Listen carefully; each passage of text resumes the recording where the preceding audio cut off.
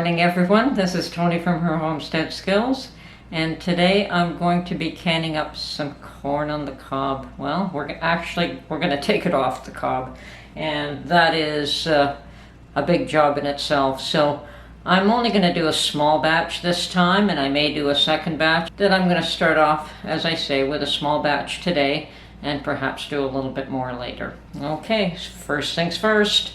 Got to clean all these cobs of corn. By cleaning, I mean removing all the husks and all the fine stuff, getting it all nice and clean.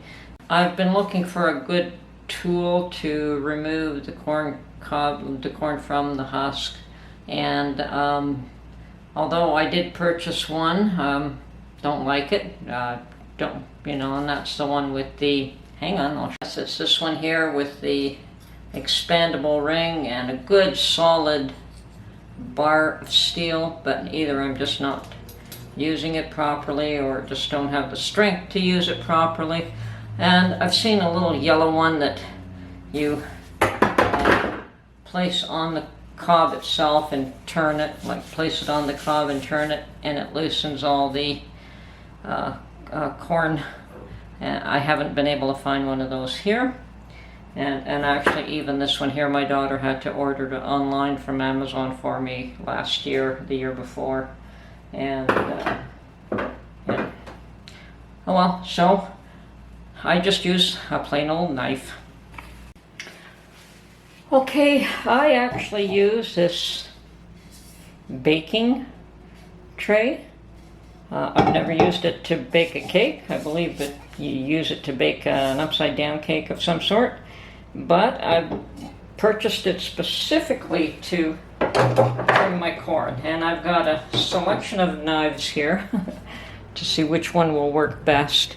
And the idea is that you can either hold it down this way or this way. And actually, silly me, I forgot to leave a bit of the stem on here.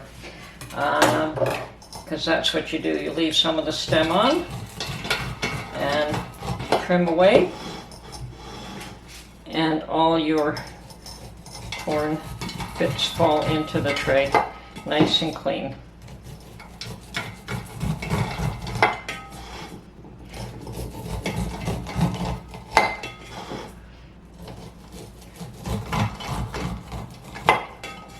And having a good sharp knife, and I think I picked the best one of them right from the start, usually helps.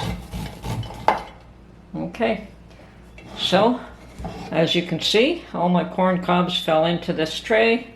All the corn niblets fell into this tray nice and clean, and then we'll scoop them out and put them in jars.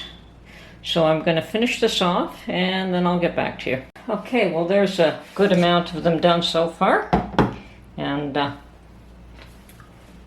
yes, it is sweet corn, very tasty. Okay, and actually that's a fairly simple method, and I purchased this thing from the dollar store. I don't think I paid very much for it at all, a couple of dollars, so you don't have to go expensive. Now, if I could find a little corn stripper that I'm looking for, I will try it, but this was a whole lot easier just to use a knife for me than to use that tool that I spent good money on. Okay, so now we'll just go to the next step. Okay, so I've prepared everything here. I've got my jars, I've got my vinegar, my lids. I've put salt into a bowl so that I can just scoop out a teaspoon into each jar. And I've got my kettle of boiling water. I don't know if the kettle will be enough. I may have to start another one. But let's get to it. So I'm going to pack each jar loosely. You do not pack these tight. And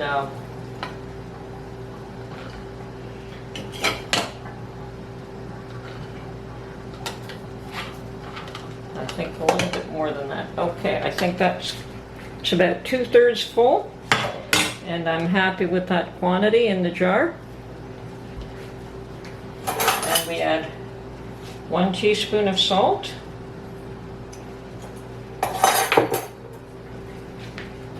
And then fill this up to 1-inch headspace.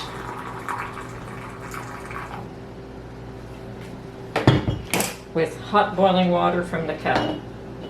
And I think I need just a little bit more there. Okay. Now, corn has to be pressure canned. It is not it's not acidic enough to be water bath canned, so it must be pressure canned. Okay, so I've made sure there's no bubbles. And now I'm going to, I think I want to add a little bit more water. We have a little more than, okay. I'm happy with that now.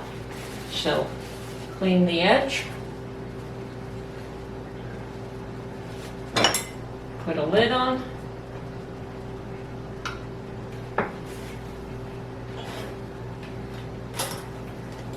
And a ring. So that is the process, and then we put this in the canner. And that is the whole process. I'm going to do that with all these jars, and then I'll get back to you.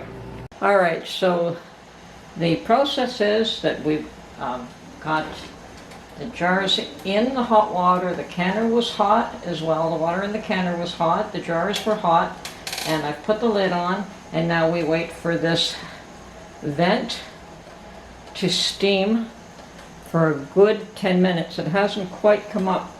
It isn't quite steaming yet because I just put the lid on. So when it starts to steam pretty heavily, we let that vent for a good 10 minutes, and then we put a little gauge on that I've got here. So I'll just keep that ready, and we'll put it on the vent when it's time and process this for 55 minutes. Once it's done, we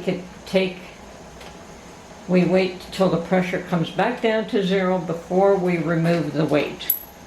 Okay, that's it for now. Okay, well that is the process to can corn. And just a little aside, that was probably the reason I got my pressure canner in the first place, was that I wanted to can my own corn. And it is probably one of the items that takes the longest to can, considering a pint jar has to be processed for 55 minutes. That's a long time. But I'm pleased with the results, and corn season is just upon us now. It's just beginning, so that was probably the first flush of corn that I've seen. I'll probably go out to a farmer's market stand and see if I can get a nice big batch of it, because I suspect that the quality will be a little bit better from farmer's field, hopefully. Anyway, this is Tony from Her Homestead Skills. I hope you enjoyed this video, and we'll catch you on the next one. Bye for now.